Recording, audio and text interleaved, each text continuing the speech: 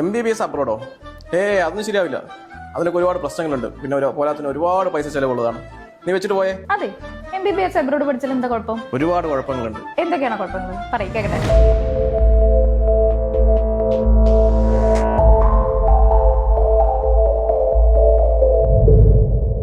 അതിൽ ഏറ്റവും വലിയ പ്രശ്നം എന്ന് പറയുന്നത് ഭയങ്കര എക്സ്പെൻസീവ് ആണ്. ആര് പറഞ്ഞു എക്സ്പെൻസീവ് ആണെന്ന്? അത് കറക്റ്റ് ആയിട്ട് കാര്യങ്ങൾ അറിയാത്തതുകൊണ്ടാ. നമ്മുടെ റഷ്യ, ഉസ്ബെക്കിസ്ഥാൻ, അർമീനിയ പോലത്തെ രാജ്യങ്ങളില്ലേ, ഇന്ത്യയിലെ പ്രൈവറ്റ് മെഡിക്കൽ കോളേജുകളിൽ MBBS ചെയ്യുന്നതിലും അഫോർഡബിൾ ആയിട്ട് MBBS പഠിച്ചു തീർക്കാൻ പറ്റും. ഈ രാജ്യങ്ങളിലൊക്കെ ലിവിംഗ് എക്സ്പെൻസും ഭയങ്കര അഫോർഡബിൾ ആണ്. അപ്പൊ എക്സ്പെൻസ് എന്നുള്ളത് കഴിഞ്ഞില്ലേ? അല്ല, അത് കഴിഞ്ഞു. പക്ഷെ അത് മാത്രമല്ലല്ലോ.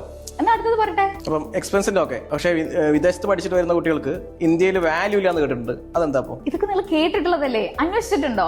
നമ്മൾ എബ്രോഡ് പഠിക്കുന്ന യൂണിവേഴ്സിറ്റീസ് WHO അല്ലെങ്കിൽ NMC അക്രഡിറ്റഡ് യൂണിവേഴ്സിറ്റി ആണെന്നുണ്ടെങ്കിൽ സ്റ്റുഡൻസിന് ഇന്ത്യയിലെ ഡിഗ്രിക്ക് ഒരു വാല്യൂ കുറവില്ല.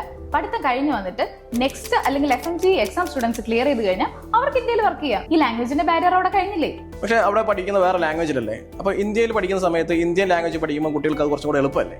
അപ്പൊ അങ്ങനെ പറ്റും? ഇന്ത്യൻ ലാംഗ്വേജ് എന്നൊരു ലാംഗ്വേജ് ഉണ്ടോ? എല്ലായിടത്തും മീഡിയം ഓഫ് സ്റ്റഡി എന്ന് പറയുന്നത് ഇംഗ്ലീഷ് ആണെങ്കിലാണ് അക്സെപ്റ്റ് ചെയ്യുക. അപ്പൊ നമ്മൾ എബ്രോഡ് പഠിക്കുന്ന യൂണിവേഴ്സിറ്റിയിലെ മീഡിയം ഓഫ് സ്റ്റഡി ഇംഗ്ലീഷ് ആണെങ്കിൽ പിന്നെ ബാരിയറിന്റെ ആവശ്യമില്ലല്ലോ. ഓക്കെ, ഇതുവരെ പറഞ്ഞതെല്ലാം ഞാൻ സമ്മതിച്ചു. പക്ഷെ അതിനേക്കാളും ഏറ്റവും വലിയ പ്രശ്നം എന്ന് വെച്ചാൽ ഞങ്ങളുടെ ഫാമിലിയിലുള്ള ആൾക്കാരെ സംബന്ധിച്ച് നോക്കുന്ന സമയത്ത് സേഫ്റ്റി അതായിരിക്കുമല്ലോ നമ്മൾ ഏറ്റവും കൂടുതൽ നോക്കുന്നത്. അതിനെക്കുറിച്ച് എന്താ പറയാനുള്ളത്? അതിനല്ലേ ഇന്ത്യൻ എംബസി പുറത്തേക്ക് വിദേശത്തേക്ക് പോകുന്ന ആൾക്കാരെ സപ്പോർട്ട് ചെയ്യാൻ വേണ്ടിയിട്ടല്ലേ നമ്മുടെ എംബസി അവിടെ പ്രവർത്തിക്കുന്നത്. ഇനി അതല്ലെങ്കിൽ മെജോറിറ്റി ഓഫ് എബ്രോഡ് കൺട്രീസിലല്ലേ ഇന്ത്യൻ കമ്മ്യൂണിറ്റി ഉണ്ട്, അതും സ്ട്രോങ് ഇന്ത്യൻ കമ്മ്യൂണിറ്റി. നമ്മുടെ ആൾക്കാരുടെ അടുത്ത് നമ്മുടെ പിള്ളേർക്ക് സപ്പോർട്ട് കിട്ടാതിരിക്കും.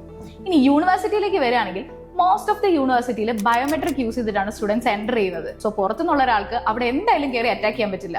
സോ സേഫ്റ്റി എന്ന് പറയുന്ന ഒരു കൺസേൺ അല്ല. ഓക്കെ, പഠിച്ചിട്ട് പാസ്സാവണ്ടേ? ഇപ്പൊ നമ്മളെ വീടിന്റെ അടുത്തുള്ള തൊട്ടപ്പുറത്തുള്ള വിദേശത്ത് പഠിച്ചു വന്നിട്ട് ഒരു ജോലിയും കൂലിയില്ല, അത് വെറുതെ നടക്കുന്നുണ്ട്. മെജോറിറ്റി ഓഫ് ഫോറിൻ യൂണിവേഴ്സിറ്റീസ് ഏറ്റവും മോഡേൺ ആയിട്ടുള്ള advanced lab technologies, infrastructure, experienced faculties, ഇതൊന്നും പോരാഞ്ഞിട്ട് ഫസ്റ്റ് ഇയർ കഴിയുമ്പോൾ തൊട്ട് കുട്ടികൾക്ക് ക്ലിനിക്കൽ എക്സ്പോഷറും കിട്ടുന്നുണ്ട്.